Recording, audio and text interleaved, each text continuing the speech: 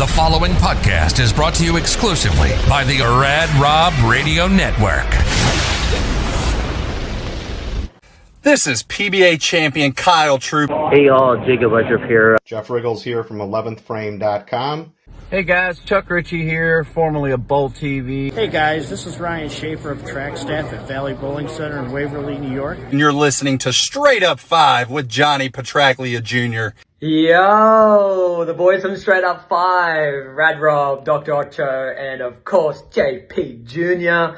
Pick it out. Fear the fro, baby. Welcome to Straight Up 5 with Johnny Petraglia Jr.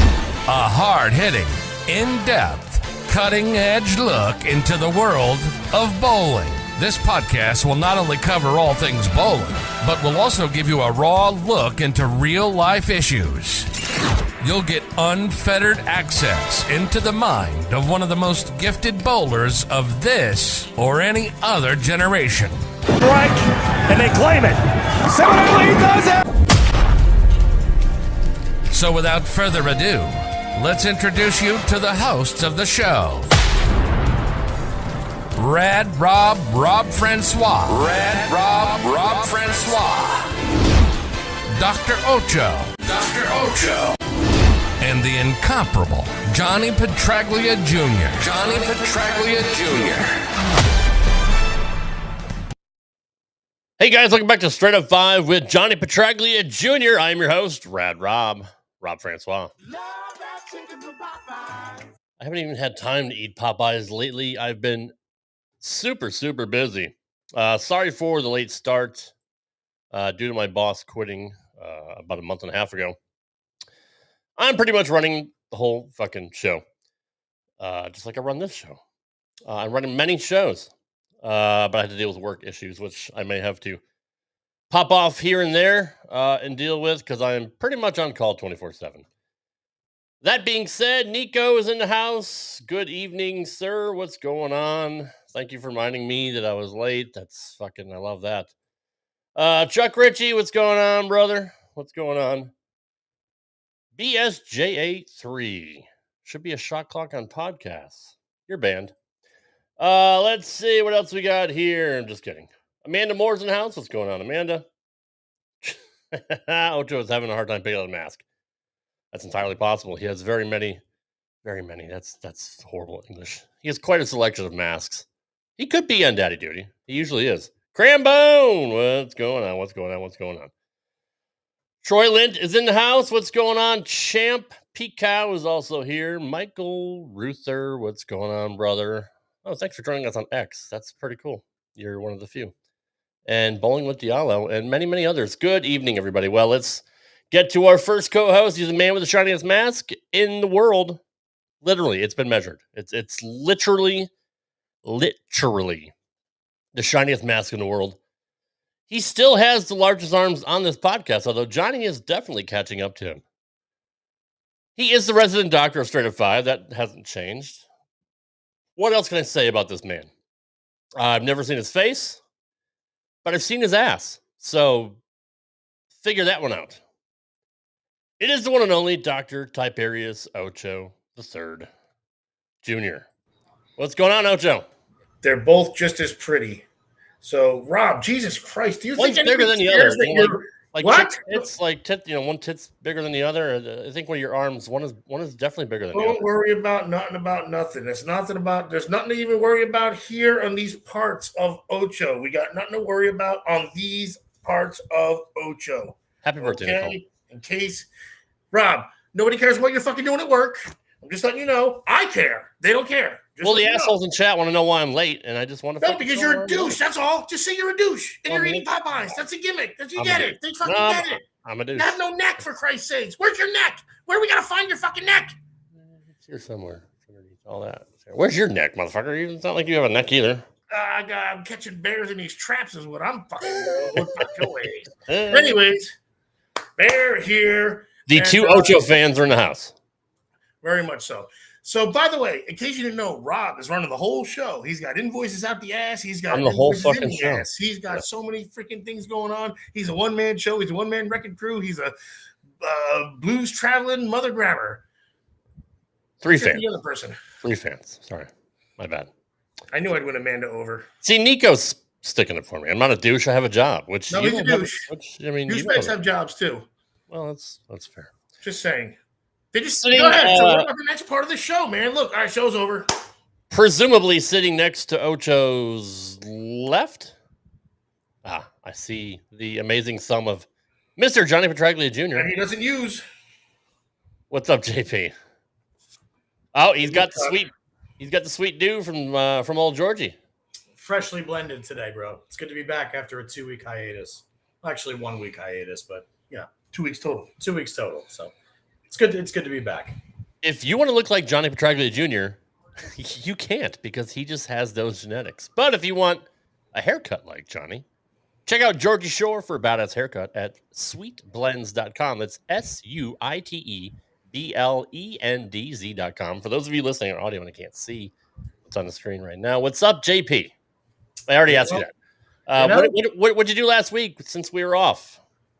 Tell you the truth, last week was one of the most enjoyable weeks I've had in a long time. I spent the majority of the week on the beach with Evelyn doing nothing but eating fat, disgusting, amazing food. Donuts, chocolate, pizza, Throw Popeyes steak. in there just for Rob. You have to. I even had Popeyes one night and Windmill hot dogs one night for you. I mean, when I tell you I must have gained 15 pounds last week sitting in the sand doing absolutely nothing, it was a really, really wonderful week. That's a pleasure. And Evelyn gained some weight along with me too. So 2 pounds is a lot for a lot. But no, honestly, I just kind of I packed it in for a week. I took a week off from everything. Took a week off from work. Took a week off from playing golf. Only bowling, and I actually missed bowling last week, believe it or not, too. So good for you. Good for bowling you. and golf for the whole week. Yeah. Did absolutely nothing. It was really, really nice. Fuck bowling. Yeah. Frank Testa wants to know, why do you wear a mask? Johnny, why do you wear a mask? Johnny, why do you wear masks? I wear a mask because we all wear masks, metaphorically speaking. Oh, that's Our deep. personalities want to shield like what their true meanings are sometimes, and there's I've multiple. I've had to wear multiple masks throughout my life for the protection of Dad's legacy. You know, I can't be the typical dickhead that I am in general public all the time. So that's another mask I wear. So he does it in private now. Ocho's actually a severe burn victim, which is why he wears it. Which is So kind you of make fun of a handicapped kid. That's fun. That's good. Next time you see a kid in a wheelchair, fucking ask him why he's in a wheelchair. Good job. Or actually, no. You know what we do is like we asked like Rey Mysterio or from the WWF why he wears one. Exactly. It's just part of his image, man. Is he a burn victim? I don't know. Like you, I'm not sure. Right. Okay. All right, just saying. But, yeah. Billy, what's going on? Billy B, welcome. Amanda wants to know, why does Ocho's mask look so tight tonight? Ocho just actually guzzled down 3 or 4 hot dogs before we started. He's so I would say between the sodium and carb content, my face swells too, just like my biceps. He's a little swollen up tonight. could be. And That's at least my now, guess. Deep Thoughts with Johnny Petraglia Jr. Where's Jack Handy when you need him? Fucking used to love that. Sherry Morgan White, what's going on? Welcome. Stephanie Sheridan's in the house. We got to get her back on the show one of these weeks. Well, we got to do real quick since we have a lot of people in here. First off, I want to say hi to Troy. Troy was great seeing you at the UBA this weekend, the playoffs at Bolero, North Brunswick, otherwise known as Carolier Lanes. We have some exciting news here at Straight Up 5 for everybody. After 121, this is now the 122nd episode since we started doing this a couple of years ago, Rob, and kudos to you and Butch for hanging in there with us. We have officially decided to open our own website, and we're going to launch some merchandise for all of our favorite supporters and guests that are here weekly. Starting off nice and slow, but if you want to go check out, we've at least updated our site to give you some information of what to look forward to, especially with the pre-sale of our initial t-shirt launch. So if you go to straightup5, straightup5.com, feel free to pop over there. We've got a couple things written in there to give you an idea of what's coming up and along the lines. But basically, when you look on there for the first promo that we're running in the first 100 orders of the shirt, the first thing that we're going to do is offer a bowling ball of choice from the Brands of Brunswick, along with a signed autograph card and bowling pin from the great legend, my dad, Johnny Petraglia. So the initial shirt run is going to be next level apparel, real nice tight fitting material around the shoulders, none of that generic Gildan 90% polyester crap. Going to be a nice t-shirt. what we're doing is we have set prices on there, including shipping, with the base price for sizes for the generic sizes, with adjusted prices for either an extra small or triple X or whatever it may be for you. But just check out straightup5.com for all that information. And we are going to be closing the entries for the bowling ball signed pin and signed autograph card from Johnny Petraglia for July 31st. So tell your friends. And again, special thanks to all of you that are always here and support us every single week on the channel. And I think it's finally time that we start getting our name out there a little bit more. Not to mention we have a laundry list of hysterical and funny, awesome shirts that we definitely just have to create courtesy of our awesomeness on this show. So, Jeff, we'll make a consideration for you, Jeff. I'll get you the real 2X from Gildan. We'll get you that instead of next level. Yeah. But feel free to check it out. It's scrolling on the bottom of your screen. It's straightup5.com. All the info's on there. You can obviously also send a direct message to myself, Ocho, and obviously Rad Rob if you have any further questions. And to answer BSJ83, one of the many things we're looking forward to, aside from signature Ocho masks and gifts available for Christmas, little trinkets here and there that the wife or the husband may like. It just really, really looking forward to getting this started. It's been a long time coming, and it's finally time for the amount of time and dedication and love that we have for this and the support that we get from all of you. It's definitely time for us to start getting ourselves out there for you as well. So thank you all in advance. Check it out, straightup5.com. We have 2 people in chat that say we need Fuck Doc Sullivan t-shirts. That's definitely going to be... Nico, you're right on the money, baby. I love it. Yeah, absolutely. Martha says we need all the merch. What's going on, Martha? Heck yeah. Martha will get all of the merch. I won't tell you how many X's I need in my shirt, but we'll discuss that offline because I don't want to embarrass you or anybody else. So. We're going to have the Rad Rob signature series. Maybe we'll do a mixture of materials or something. Kevlar. You need Kevlar so it doesn't rip at all. So, Johnny, inform me on what's going on with the USBC because I have been completely out of the loop bowling wise. Obviously, I sent you a post from like 2 years ago thinking it was brand new. So, if you have that info handily ready.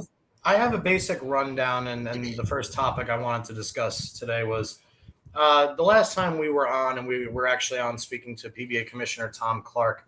PBA champion Hugh Miller had reached out to me, and we had started a little bit of a discussion there. And earlier today, I received a message directly from Hugh saying that meaning yesterday, the USBC Hall of Fame criteria changes eliminate many from eligibility. On the PBA side, such bowlers who are included in this group are, aside from Hugh Miller, guys like Chris Warren, Mark McDowell, former PBA president, and amongst many other names that any bowler knows.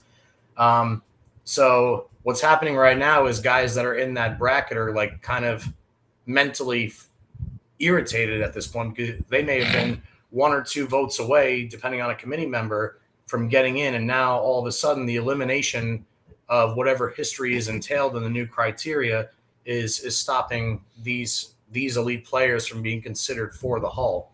And you could read this on bowl.com. It's directly on there, all the new criteria changes, or you can go to Jeff Riggle's 11frame.com because he's already written about it. But basically what has happened with the criteria starting in 2025 for Hall of Fame eligibility is veterans that are suspended or eliminated. On the Open Championship side, 4 Eagles are necessary. On the performance side, it's still 10 titles. But in the case of like Hugh Miller, he has 10 titles, including the PBA 50, which are only given half credit now. Average, high finishes doesn't matter.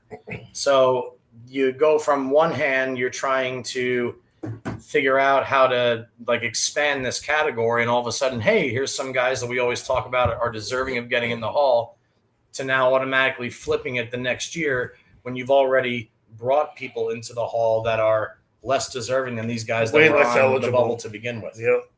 That's the shame of it. Like what Nico says here, the USBC are imbeciles of the week. Shocking, because they shut up commenting on their Facebook post announcing this. So that's so pussy. If you're gonna do that, like at least take your medicine. At least see what now you basically the court of public opinion you knew you were going to get flamed. So that's a terrible look on that part. I see this shit on X all the time. Like people just will shut off comments because they don't want anybody to at them on the most absurd things. Where it's like, I mean, look, there's people that are probably right and they're only in the 5%, but like most of the times, I'm not talking mob rules. I'm talking like common sense rules. Right.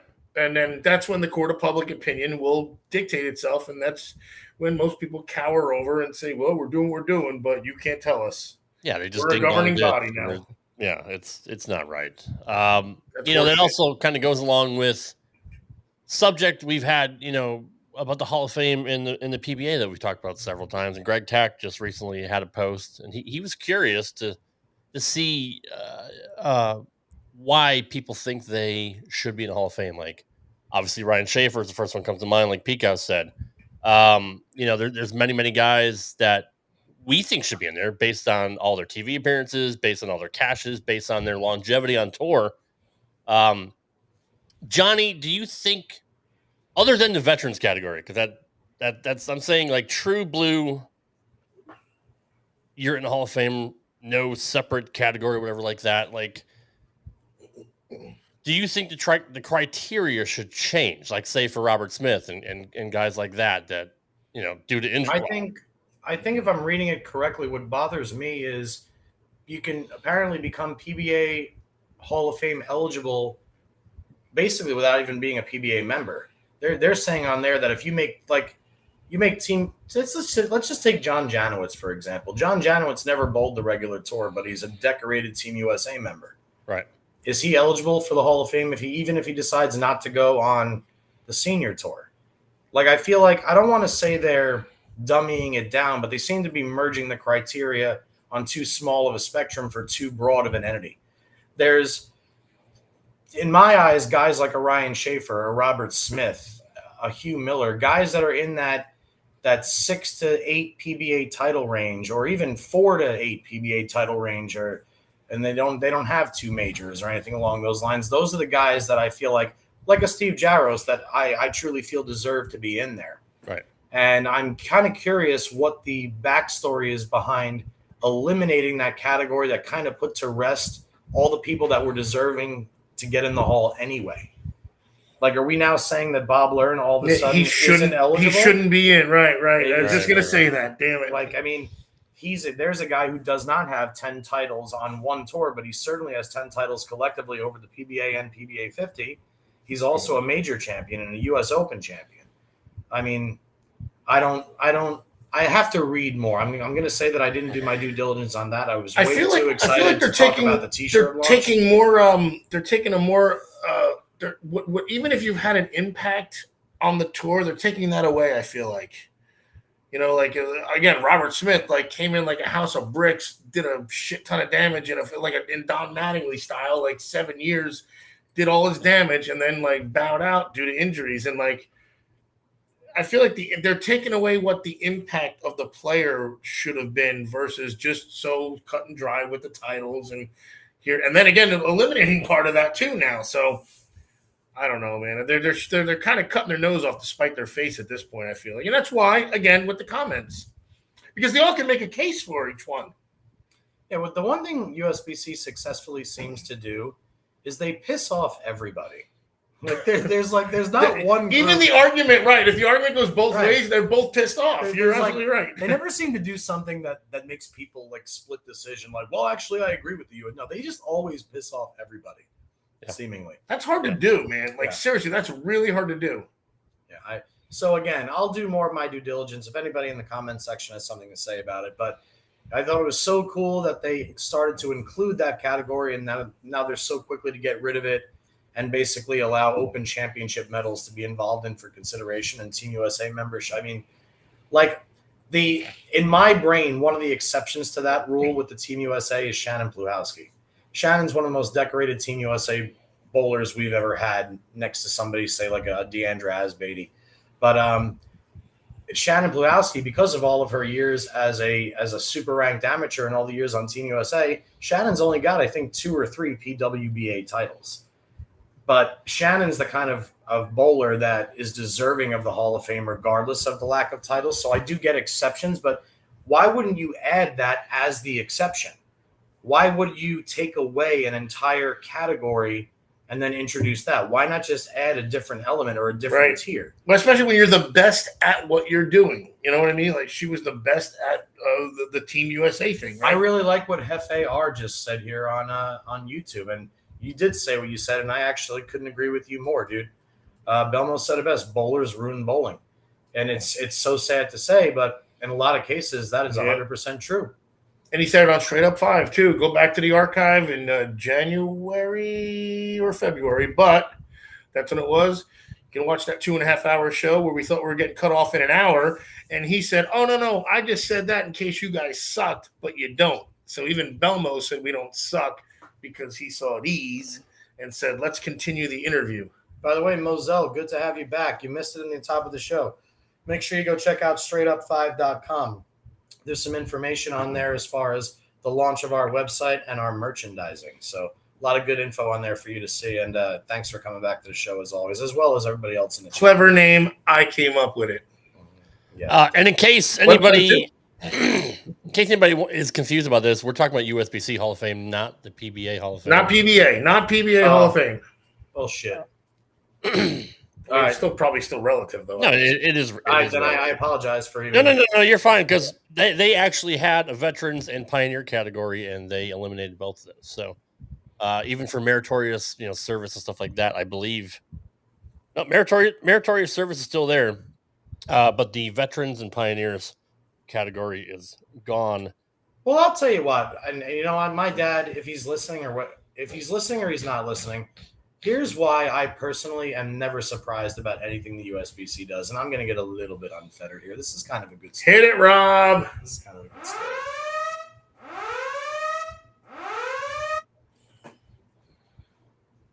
So the Masters, which used to be run by the ABC, and now it's the USBC Masters.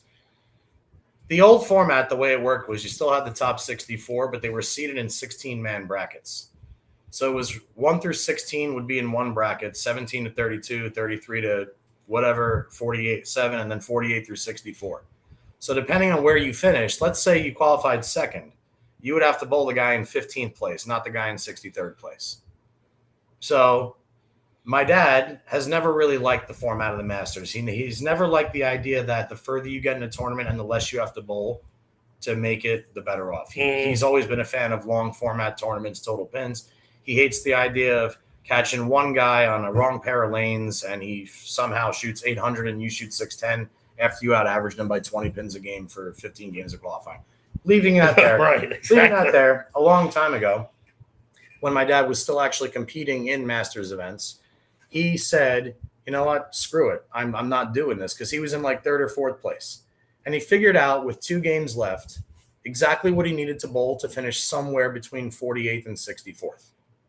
With 2 games left. So he figured out a way to bowl 130, 150 the last 2 games. It's like having your curve on your final, on your exam. Exactly. You're like, if I get a 50 to a 70, because he already knows he's got a better chance of beating guys in that bracket out of the first round, right? The tournament director at that time, I can't remember what year this was, comes up and says, what are you doing? Dad says, what do you mean, what am I doing? I'm just putting myself in the best position to win this fucking bullshit tournament that you guys run. Well, you can't do that, they said to him. You can't do that. That's not allowed.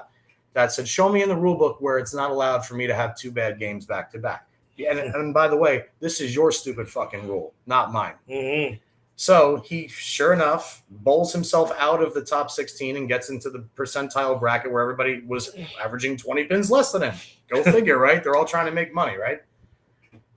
They changed the rule the following year at the Masters. So my dad decides to not bowl any more ABC/USBC sanctioned events because he hasn't hit the minimum number of tournaments that you have to bowl in order to be eligible for the ABC or USBC Hall of Fame. So for the longest time, my dad was never inducted into that Hall of Fame. Then one day out of fucking nowhere, they called him up and said, John, we'd like you to be we're inviting you to be a member of the USBC Hall of Fame. Would you accept? So my whole point for that story here is, he deliberately went out of his way to not get the credentials established to be a USBC Hall of Famer, and they still took and they wound up coming in saying, hey, please, buddy. And he still took the honor, and as a humble and was sweet and awesome, gave a wonderful speech, as he always does.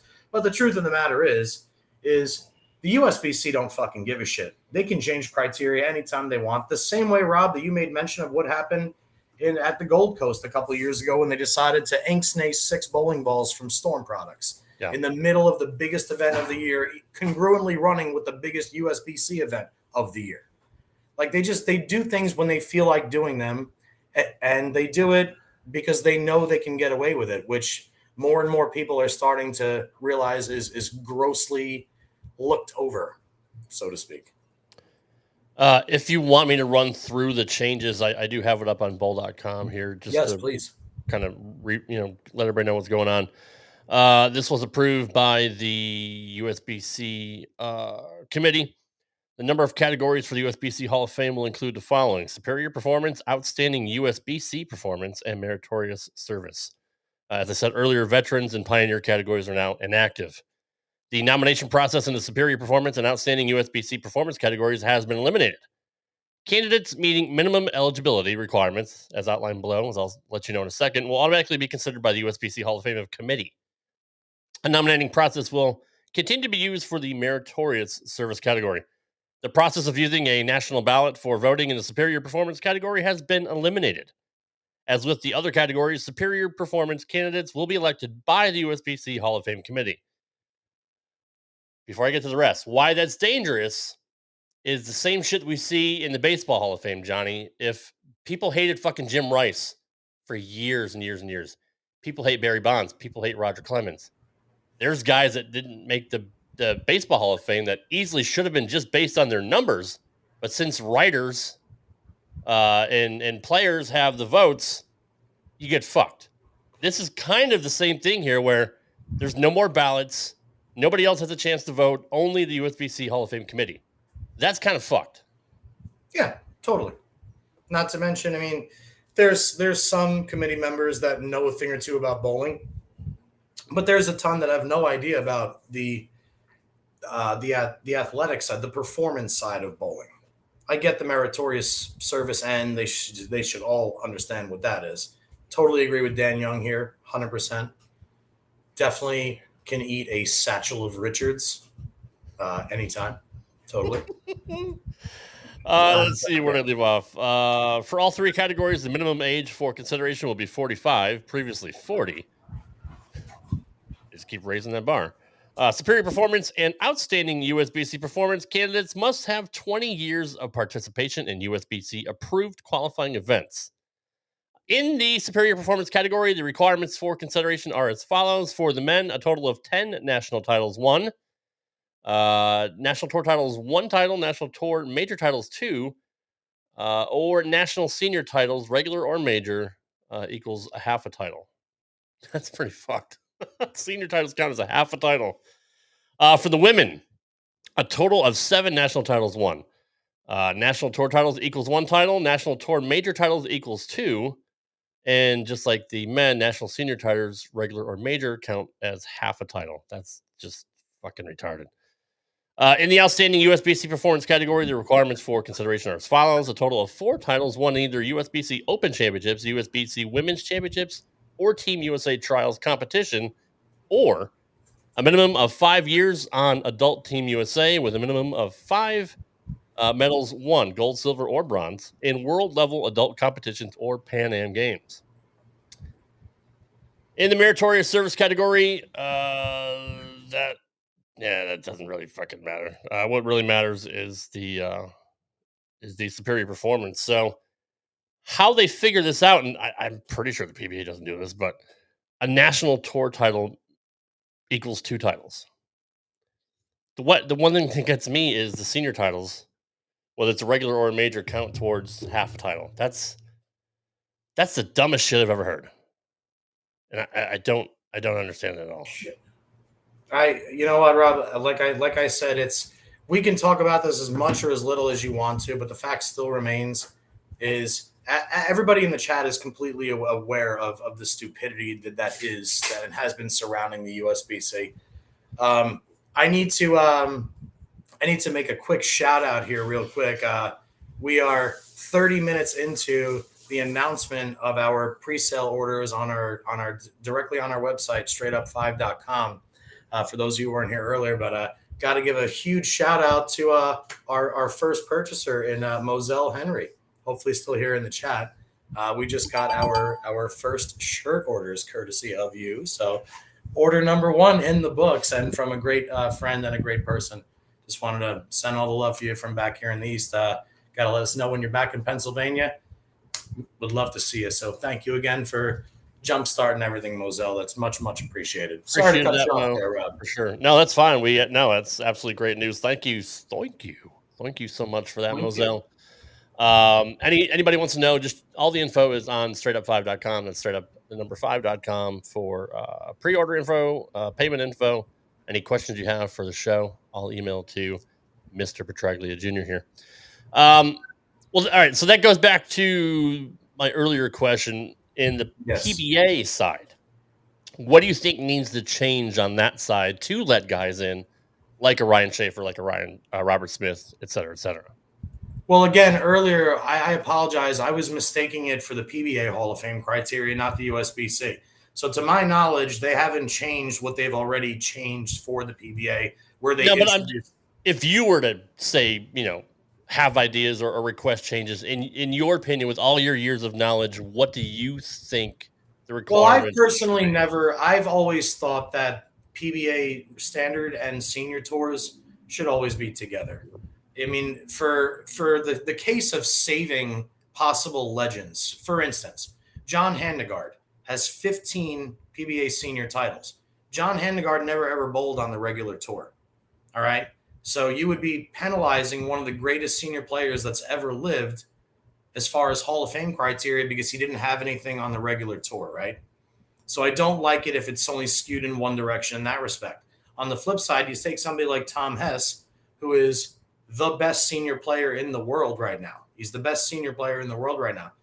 Tom Hess, multiple-time major champion on the senior tour, makes virtually every single show. But Tom Hess only has one PBA title, and that's a Masters victory.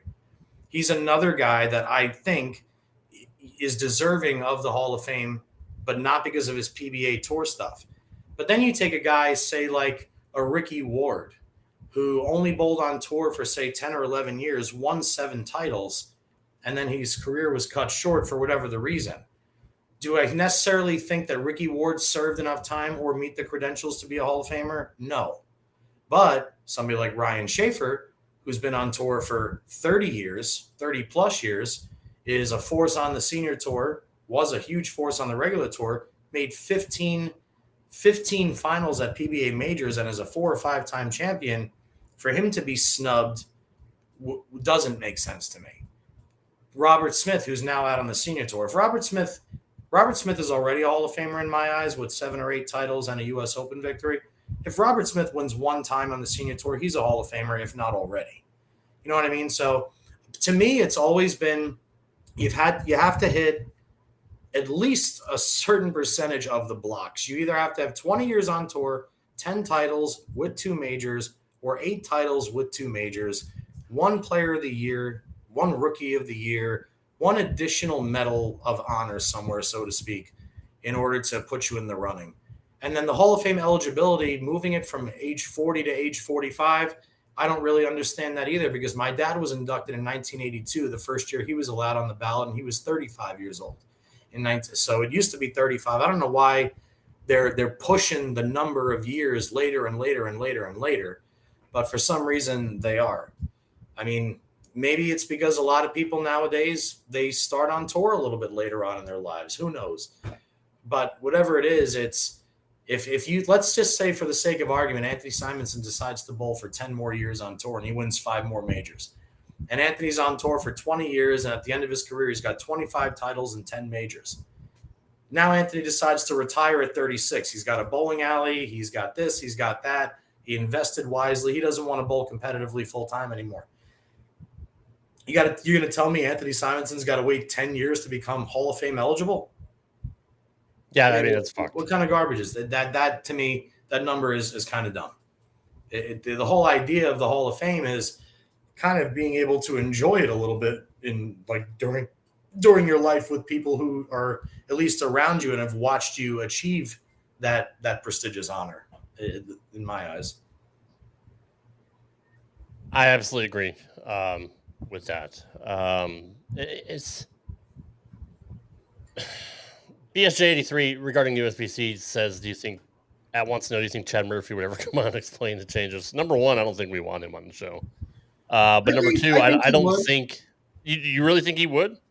I think he would attempt to give us a blanket response that was written out for him, very similar to the way we see in other difficult questioning situations across the board. I think that here's in Chad's defense, if I have to give him a defense, he's responsible for the governing body of bowling. So he can't just go out there and say whatever he feels. Or actually he could, but I don't think he's the kind of personality to be able to handle the repercussions of it. So I think that he would just give a basic blanket response and continue doing exactly what he's doing, and that's collecting every single dollar he can and basically telling the people that support the only entity that bowling evolves around that, hey, it's my way or the highway, because it really is.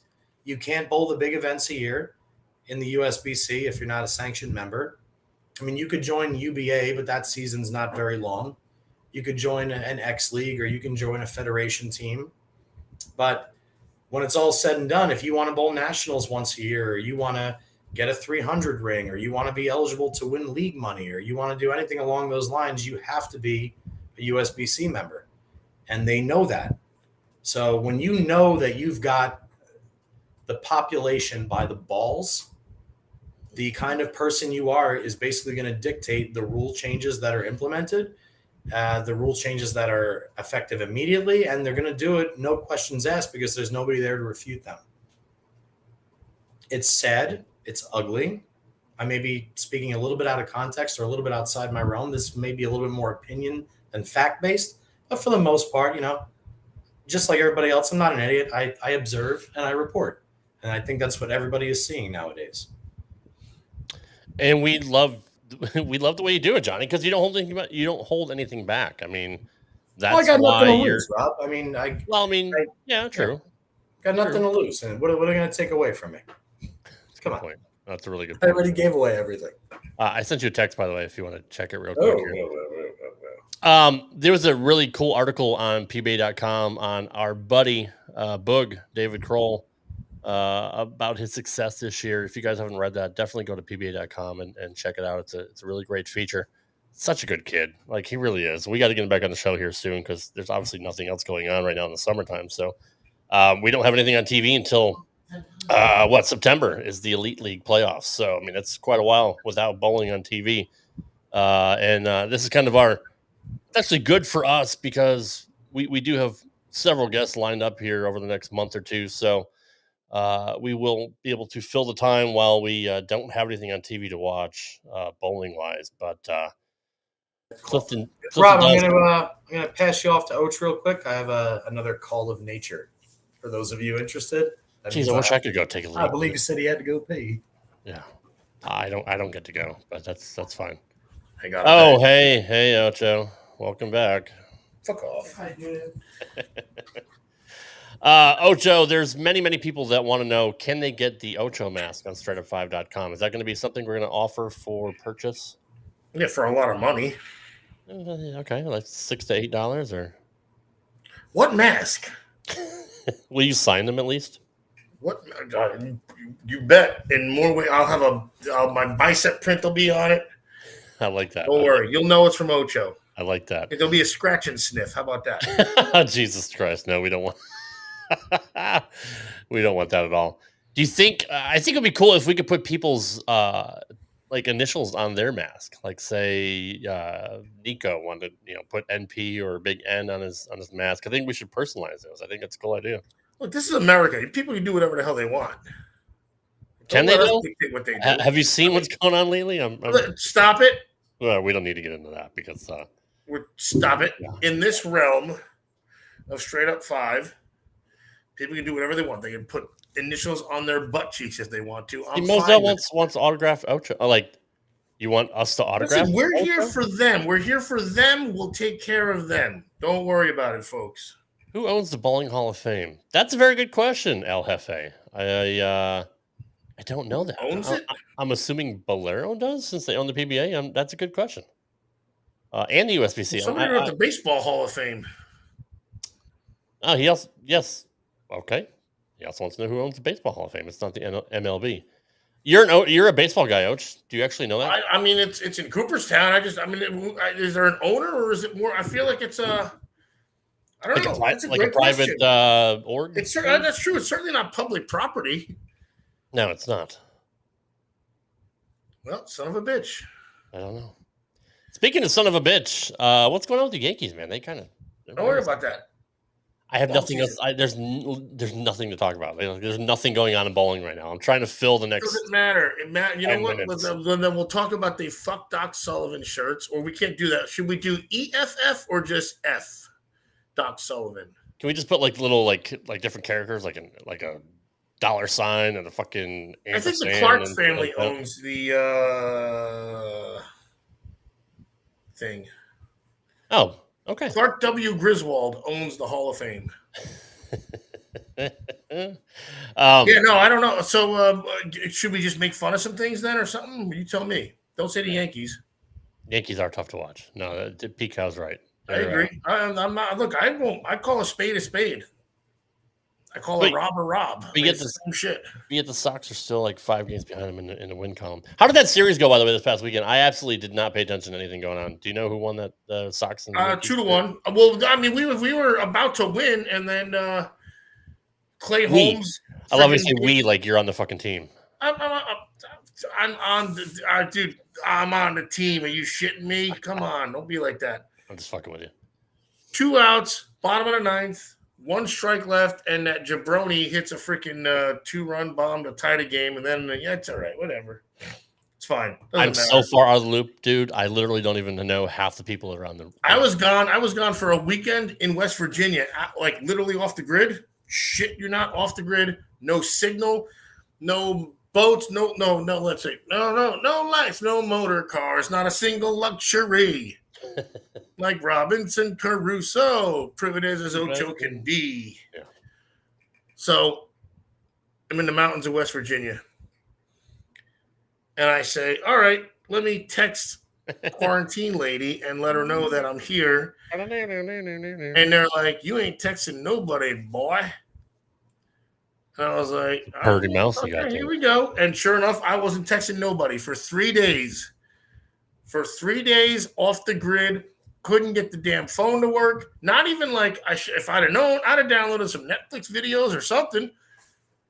Got to Signal the 3rd day. I rose again. Ocho rose again. 84 text messages. 84 text messages from being off the grid for 3 days. And 83 of them were from me, and you never answered me. So it's you were blocked a long time ago. Still home. You were blocked a long time ago. That's why you don't answer me. That's pretty fucked. Johnny, I got nothing. I'm really filibustering here. That's okay. We made it almost an hour. Almost. Steelers. I do have Imbecile of the Week, which actually is going to be kind of fun. It's not bowling related, so if you want to run into that, we can. Who's bowling with the Diallo anyway? To tell you the truth, Rob, the main point of tonight's show was just to kind of go over the changes for the USBC Hall of Fame eligibility. Say hi to everybody else. Let them know we have a couple more esteemed guests coming up in the next few weeks, which we will release once it's all set in stone, just like all of our previous guests. And the main thing was for all of our late arrivals, per usual, thank you for all of your support of our channel and what we do here every single week.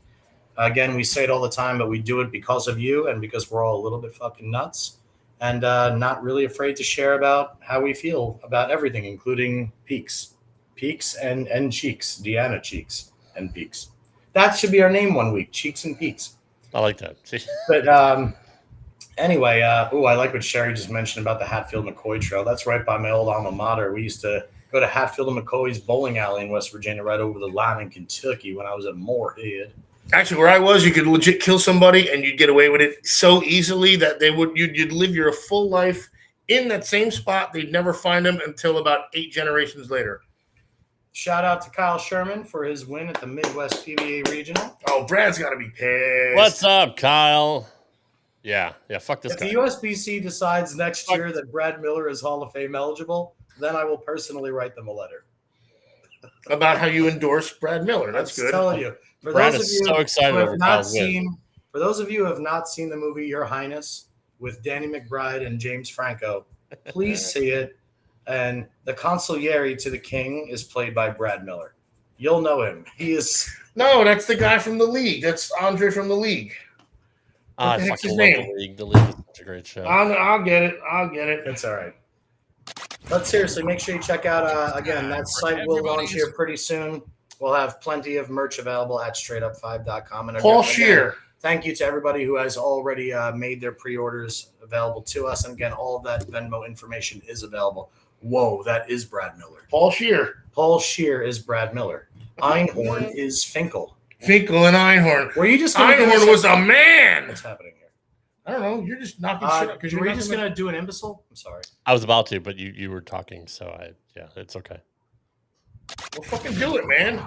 It's time for everybody's favorite segment. If you guys don't know how to use a seatbelt, just ring your call button and Tommy will come back there and hit you on the head with a tack hammer. You know, Lloyd, just when I think you couldn't possibly be any dumber. Here's the imbecile of the week. Some people are really stupid. So, like I said, this is non-bowling related, but this is some of the stuff that was in my spam email folder, which I never ever check. Okay. And it's Sure unfortunate. wasn't questions about our freaking thing, Twitter from years ago, when they were like, "Dear Rob and Straight Up 5, what if I have a bowling ball that's not really colored anymore?" And I want Go ahead, show us what it is. It's from 2017. Email spam from scammers. Let me move this. God damn it! So we're supposed to email them back. Skyers, get the fuck out of the way. There we go. Hold on, let me get rid of this bottom shit here too. Okay. So, and this is unfortunate. A lot of older people fall for shit like this. But these are some of the really, really bad examples of stuff. Look up top for the email. If this was actually something from PayPal, it would not be from Christopher Roland 331 at gmail.com. That should be this is kind of a PSA for people. That should be your first kind of red flag that this is not from PayPal. Rob, did you get your money back? Is what we want to know. I did. Okay. I did not. Again, it's a stupid shit. Like, we understand. We like to know that your process will be paid. Blah blah blah. First of all, people out there, honestly, and I've had like grandparents and stuff fall for shit like this. Check your bank. If there's ever any question, PayPal's never going to question you. This, like, Microsoft is never going to contact you. Social Security Administration is never going to call you or only email give you and ask you Ocho for your name. Social Security and your bank info. Remember that should be the lesson of this. Only give Ocho your Social Security and your bank account info. I'm the only guy. Or just go watch the movie Beekeeper with Jason Statham, and it's explained really, really clearly. Or that too. That's true too. But some of these are really, really bad. Like, this one doesn't even have, like, I don't even know who it's from. Your virus support for the Windows subscription has ended on Saturday, 22 June. That might be from your doctor, Rob, because you have a lot of viruses going on. So I do have a lot of probably that might be a more medical thing. Like, you shouldn't show that. Head and Shoulders. But there's people that fall for this, and it's honestly, it's sad. And what's worse is like the robocalls that people get. Like, wait a second, old people don't go through their spam box either. That's the other thing. Well, there's several different ways people get scammed, right? Most of it is by phone call. Most of it is saying, like, Microsoft will call you and say, call this number back. People who had the same landline for 40 years get scammed. That's the issue. Like, there's a unauthorized purchase on your Amazon account, blah, blah, blah, blah. Like, would you like to get your money back? And say yes. And they give you this fake refund form that they fill out through like Google Sheets or whatever. And they make you enter your bank info. And then they'll go to your bank website. And they're remotely accessing your computer. And they'll go to your bank website. They'll change the HTML code to make it look like they changed the balance in your account. All they're doing is just changing what's on the page. And people fall for that shit. They make them go buy gift cards and shit like that. But I mean, it's if you ever watch Scammer Payback, there's several different YouTube channels that are doing great jobs to try to get rid of There's scammers. guys that actually scam the other people, and then they put their webcams at them and everything, but they'll act like they're old. Oh, I'm just an old lady. I don't know nothing. But I just thought some of these were kind of funny to look at. Down Why do you below. get scammed so often, though? This address, I used to live in Windsor Locks, Connecticut. That's not the zip code. That's definitely not Windsor locks. It just says Yeah, Chandafin but like you Circle. said, Rob, I mean, honestly, it's a different kind of imbecile than we're used to having here. But Absolutely. I mean, traditionally, the older generation who's not as familiar with technology won't catch something like the misplaced zip code of Windsor Locks, Connecticut when they're looking at an email. Yeah. You know, I mean, yeah. But, These, I mean, just look at the email address, mediamac8km@operaidly.com. That's not. Oh, that was from me, Rob. Sorry. I was trying to. That's not Prime. But I'm trying to show you examples of how horrible. Trying to share the Prime Video account with you, but you blew it. And then we got these guys aren't even trying to make it look legit. They're not trying to hide their email address or anything like that. They're not spoofing any other email addresses. Like, these are just horrible examples of stuff that I found in my spam folder. Because honestly, I got tired of talking about idiots and bowling forums because there's so many of them. That's literally all I had. But yeah, these are pretty bad examples of people trying to scam people. But it is unfortunate because people do actually fall for this shit. You're making this very somber mood, Rob. Like, I mean, this is. I'm trying to bring awareness to our people getting scammed, to our chat, and to our public that we don't want people to get scammerpayback.com, Skyers. That's right. And check out his YouTube channel. Pierogi does very, very good work. Pierogies do very good work. I love pierogies, but for sure. Are we gonna have sleeveless shirts?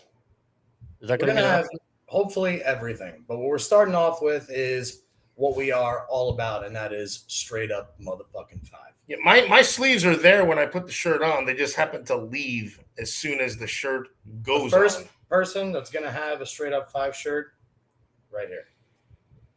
It's gonna be rocking it. Right? Apparently, Moselle is saying "Hey, cutie" to me, so thank you, Moselle. I appreciate that. Stan brought up a comment about the imbecile should be a guy who shot fireworks off his head and was killed. My brother-in-law is a paramedic in Nashville, and he was actually the chief of everything over July 4th. Did he find your neck? You're such a fucking douche. He actually had a guy that was lighting a mortar, and it didn't go off, and he actually picked it up and looked at it and shot right through his fucking eyeball. Darwin Awards. Yeah, exactly. That's how stupid people are. You wouldn't believe the shit that he sees, especially tourist town like Nashville. All the fucking dumb ass drunk people there. It's all right. So those are the imbeciles of the week. And here's that's all I got. Celebratory of our independence. I will of those redcoat motherfuckers. I will answer an actual bowling question from FER.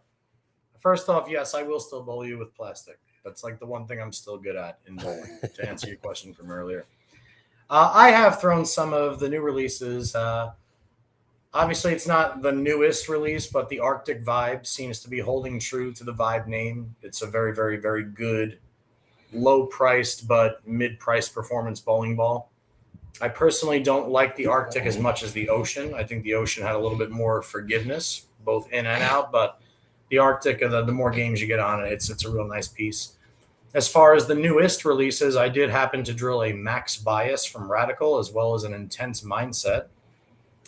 One of my all-time favorite bowling balls is the Defender Hybrid, and for me, the Intense Mindset changes direction a little bit sooner, and overall hook potential is about the same, maybe a little bit more. So that's a decent new ball in my bag. The Max Bias is a lot more chuggy. It'll definitely suit well on higher volume or longer length patterns. I haven't touched the surface on mine yet, and it's a pretty generic basic drill. But it's gonna have a spot in my bag, and I know whether you love or hate urethane, there will come a time in your life if you bowl anything other than a house shot that you will need urethane.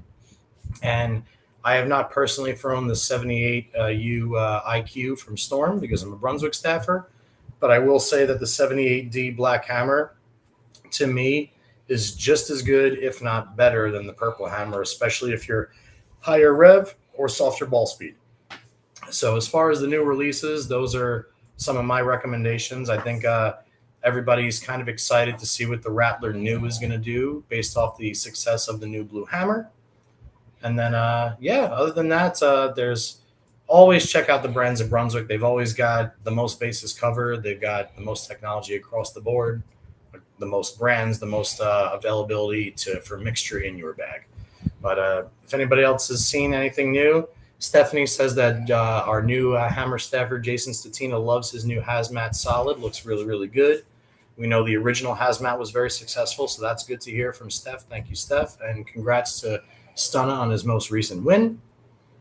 Other than that, because again, I even though I am bound by contract to Brunswick, I have seen a lot of Storm Ions going down the lane, which is basically supposed to be the successor to the IQ Tour, which has been one of the best balls for near 13 years now. So if you're looking to go with a Utah product, check out that Storm Ion. And obviously, we know the success of the original Reality from 900 Global, so keep an eye on the Harsh Reality if you haven't checked that out yet. And as far as motive, I mean, anything with the word Venom and EJ in it put together has got to be something good. So I would check out the new EJ VIP Venom. Jeff has a question for me, Rob, and I think we stuck to our hour. Again, everybody, thanks again. Website is ours officially, straightup5.com. Check it out. A lot of info on there. And we will definitely make sure we continue to blast it all over you guys in the coming weeks. And thanks already to the people that have already placed their pre-orders for our first merch launch. And Jim Rogers, just to add to the Ion, says that the Road is a good angular piece to complement the Ion. So basically, it seems like if you're looking at the Ion and the Road, you're basically looking at the new version of the High Road and the IQ Tour, comparatively speaking. Jeff, Rob, if you're good with this, I'll answer Jeff's question, and I think we're good. We're right at an hour. Yep. JP, here's a question from a good friend, Jeff, down in Florida. Do you lay out your equipment like the two-handers, seeing you don't use your thumb, or do you use more traditional layouts? This is a great question, Jeff. Most of my bowling balls, I have two layouts. I use dual angle layouts, and my pap is measured off the center of my finger holes because, again, I don't have a thumb hole. So my number one go-to layout is a dual angle layout. The front number is 70. The pin to pap distance is approximately 2.5, maybe 2 5/8. And then the back angle on the dual angle is 25. What that does is it puts the pin right around 11 o'clock, maybe 2 or 3 inches above my fingers. And then it inverts the mass bias to where it would be dead on my center line as if I were to have a thumb hole. Sometimes the CG lands in my ring finger, sometimes slightly above it, sometimes slightly outside of it. But the mass is always inverted towards my palm. The second layout I use is the crazy tall pin that you see virtually every two-hander use, where the CG and the pin are way up in outer space, sometimes 3 or 4 inches above the finger holes. What that does, seemingly, is it gives the urethane balls enough drag through the front part of the lane to create almost a skid flip motion, even though it's still puking early. So it allows you to stay strong through the front and know the ball's still going to have some recovery time rather than layoff time because it's built to hook out your toe. So pretty much those are really the only two layouts that I use. Every once in a while, when I have a real generic piece, I literally just put the ring finger. I put the pin above the ring finger and the CG below it. Just I don't even know what the numbers are. But the other two layouts that I use is the one dominant tour layout and the 70 by 2.5 by 30. Those are my favorite go-to layouts for my stuff. All right, cool deal. Sorry, I'm answering work emails. I got to run. I got to do some work. Good, excellent. Again, everybody, thank you again. Straightup5.com. Check it out. Guys, appreciate your support. We will be back next week. I believe we're going to have a guest next week, but we're not sure exactly who. But if not, we'll be here regardless. Again, straightup5.com, straight up the number 5. I always bring these guests. We always have 2 guests, amazingly. Oop, I did it again. I got you, ladies. I'm bowling with Diallo. It's a relatively short pin. It's not as short as I could go. But typically 2 inches or shorter would be a short pin layout. Mine's slightly longer than that. Hope that helps. Yeah, it is. All right, guys, we will see you next week for another edition of Straight Up 5 with Johnny Petraglia.